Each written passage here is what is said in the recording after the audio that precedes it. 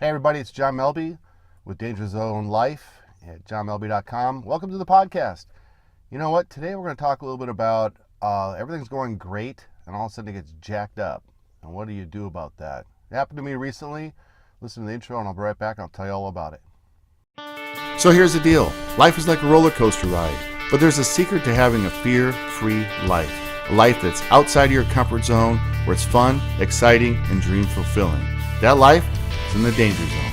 Hi, my name is Jon Melby. I'm a professional airshow pilot, and this podcast will teach you the secrets and the tricks that have a life in the danger zone.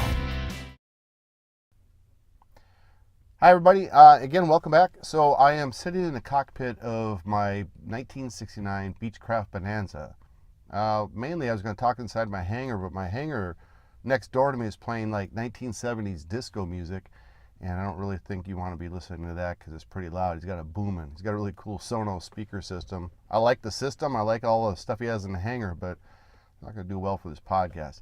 Hey, so today, we're going to talk a little bit about a recent trip that I went on last weekend, actually. I was up in Northern California area, Monterrey. I flew the Bonanza up there. It's beautiful weather. It was a great flight, about 3 hours and 30 minutes or so from Phoenix to Monterrey, which is just south of San Francisco. Had a nice vacation weekend, and then departing out of there, I was watching the weather closely to make sure I wasn't going to run into anything coming back to Phoenix. And then the morning of the flight, I looked at the weather, and it looked like it was about a 30 to 45 knot tailwinds, which instead of being 3 hours and 30 minutes, is closer to 2 hours and 45 minutes. And then going into the Phoenix area, they're talking about little clouds and stuff in the area, maybe 5 miles of visibility, if that, probably greater than that. And so heading back to Phoenix, I was excited because as a pilot, it's kind of nice to have tailwinds. We always look for tailwinds. For me, it probably runs like 1 out of every 5 flights. I get a really nice tailwind. And this one was a great tailwind. And it's just, I don't know why we care about that stuff so much. We just do. And it's kind of nice when you're looking at the GPS and you're cooking right along and getting there quickly. I like flying, but I don't like flying that much, sitting in the airplane forever. So took off on Salinas, just north of Monterey, and headed over to Apple Valley to get some fuel and take a little break. And then out of there, going into Phoenix, I was about probably 60, 70 miles out of Phoenix, and looking at my updates I get from my GPS. It told me it had 5 mile visibility, which is fine, and some clouds in the area at around 12 or 13,000 feet.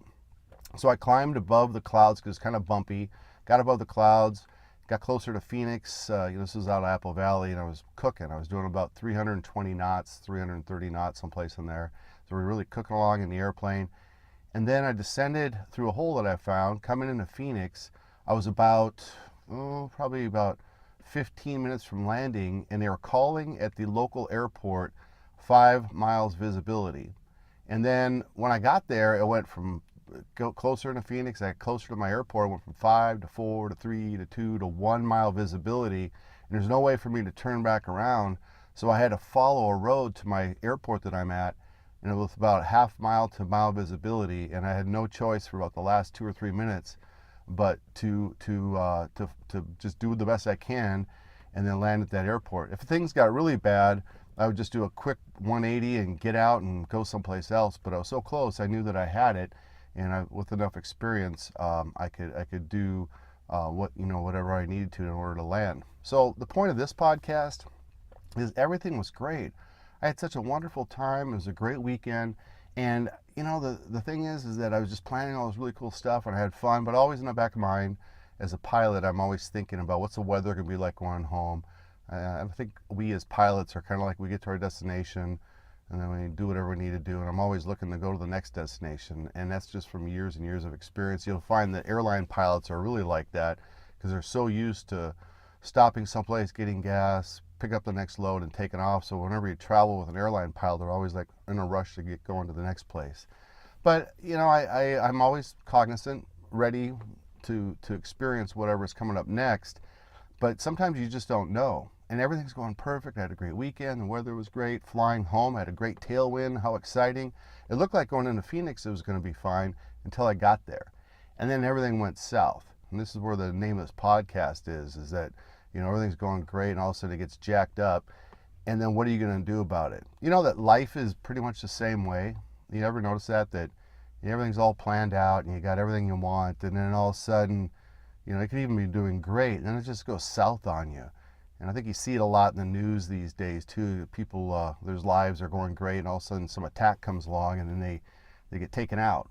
And I think the point of this is that you always have to be prepared, and you have to stay within the boundaries of skill sets that you have and your abilities. And one thing I could have done, all right, looking back at it, I guess I could have turned around once I started seeing it going to 2 to 3 miles. I was only 5 miles away from where I needed to land, but and I had outs, I had options, but I decided to keep pressing forward.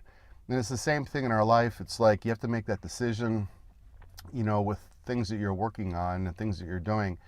If you're pressing forward and everything's going great, and all of a sudden it gets jacked up, somebody throws a monkey wrench right in the middle of your stuff, and then what are you going to do about it? Is it something that you just quit, or is it you just bail out of it? Part of it's fear management, and the only thing that really conquers fear in a lot of things is just your experience. Your experience dictates a lot of that, whether you should continue on or you shouldn't.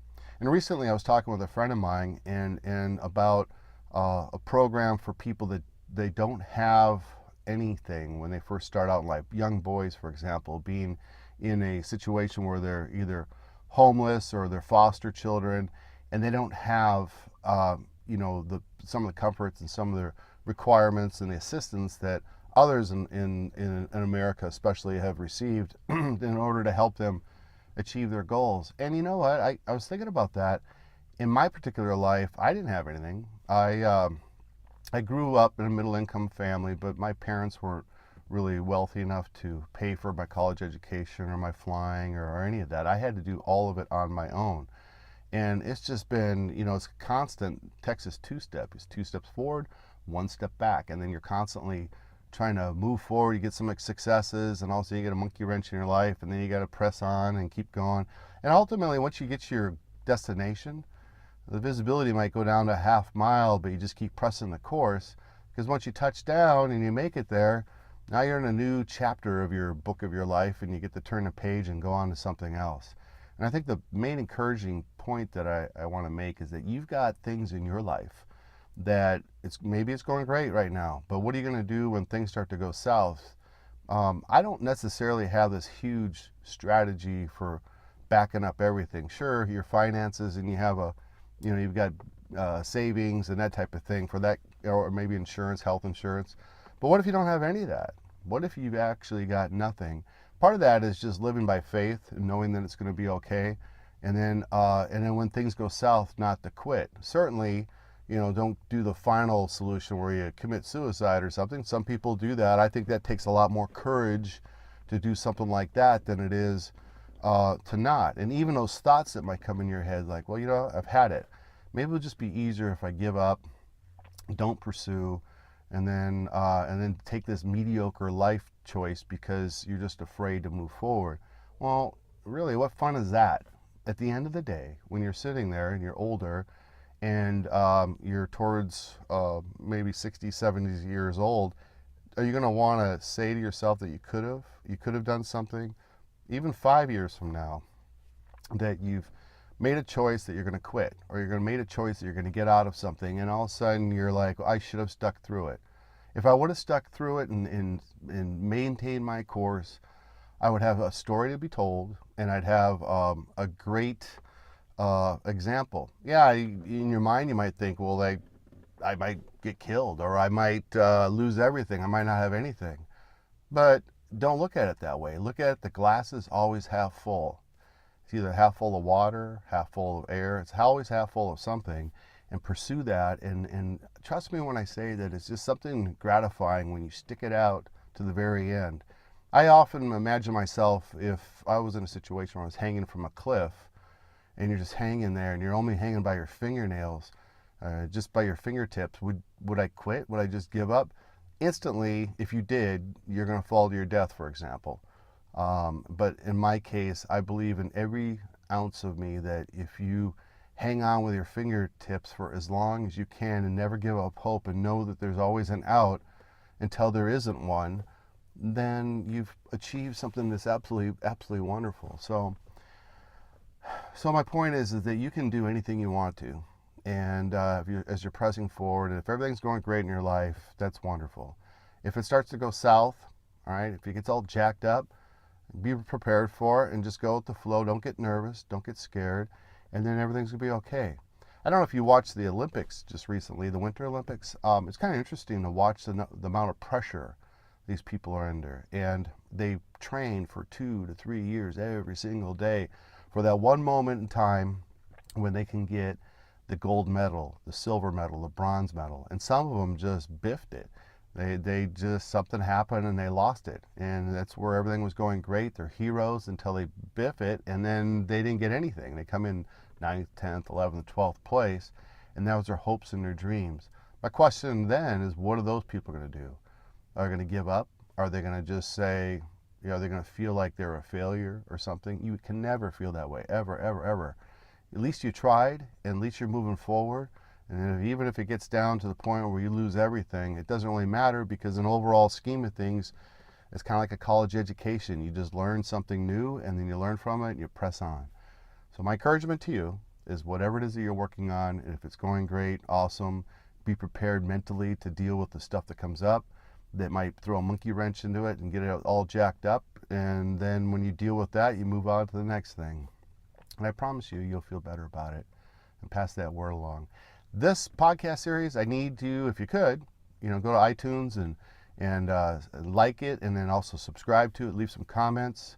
Also on YouTube, if you're watching it there, the video, you know, subscribe to that as well. And I'm pressing these podcasts out. I'm not going to quit, because I'm not a quitter, and I'm going to keep giving this information out. And I just love sharing this kind of information to hopefully help you achieve your dreams by overcoming fear, so you can do anything you want to in your life. You all have a great day, and we'll talk to you soon. Do you want to learn more about how to live life in a danger zone? My name is Jon Melby, and I'm a professional airship pilot. Go to my website at jonmelby.com, and I'll give you a free guide on how to deal with the unknown, along with other resources on how to manage fear in your life to make you a more confident, successful you.